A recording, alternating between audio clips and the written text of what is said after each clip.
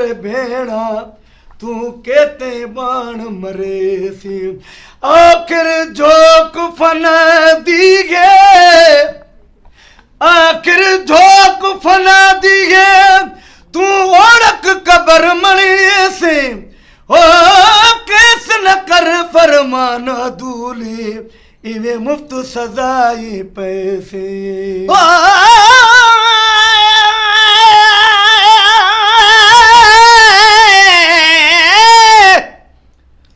पर तू कर खोयल के दिलासा बिड जनी ओ घणो पुछ जे तनखा जन वटा हो तू वञल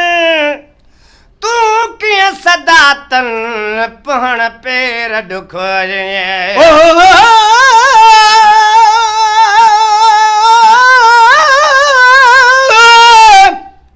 ससी इज़राइल को आके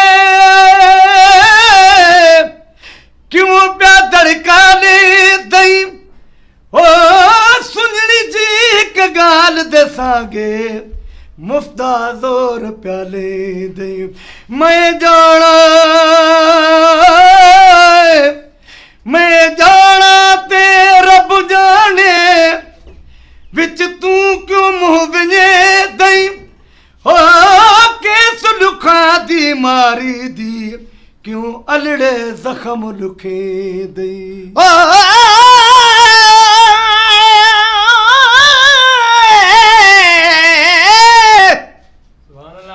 पर तू कर डोरा पो मत पैरो चो दस पिरिया के पहणल पेर पिथू कया तरियूं चुनियूं तो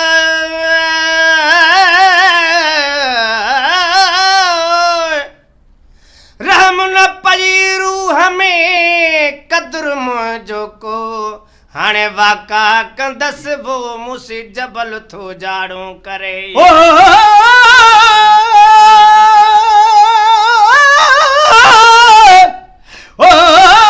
ससी इज़राइल को आका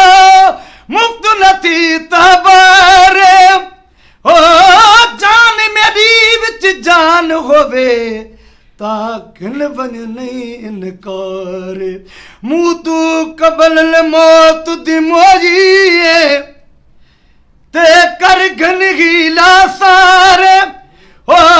पर एक शर्त है केस मेरी एक बार मिला चा यारे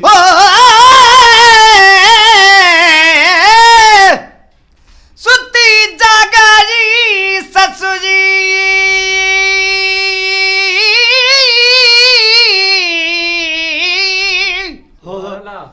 सुती जागारी ससुजी अची जराजी जागी निंड माडसी पई दौड़ा रे दलील तको पुनू माणू मोकिलियो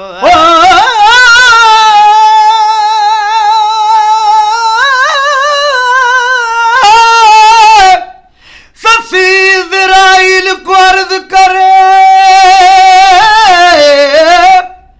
ससी इज़राइल को अर्ज करे मैं को मुफ्ता ढेर तपाना भा भड़काना मता निकल वन कोई गाल गुथी हुन टल वन लोक खिलाना गाल वधान एक आन दे विच एक आन दे विच जे खान मिलानी तमें जान देवा नजराना कोल सुहाना ओ न त केस में आए गाल सफा इथा रखी पैर वाला न समझ न दाना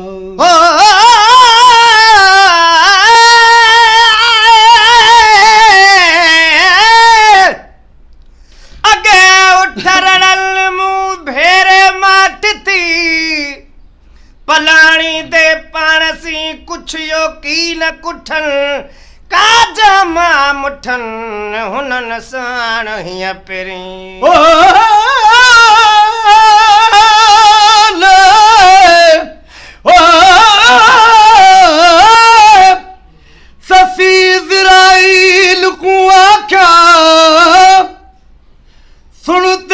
करा जल्दी हो बिन होत देखी वे जिंद देवा मियाँ कर कुछ गाल अकल दी जे लोड़ आई मेरी जिंदड़ी दी जे लोड़ आई मेरी जिंदड़ी दी ता बण शकल पुनल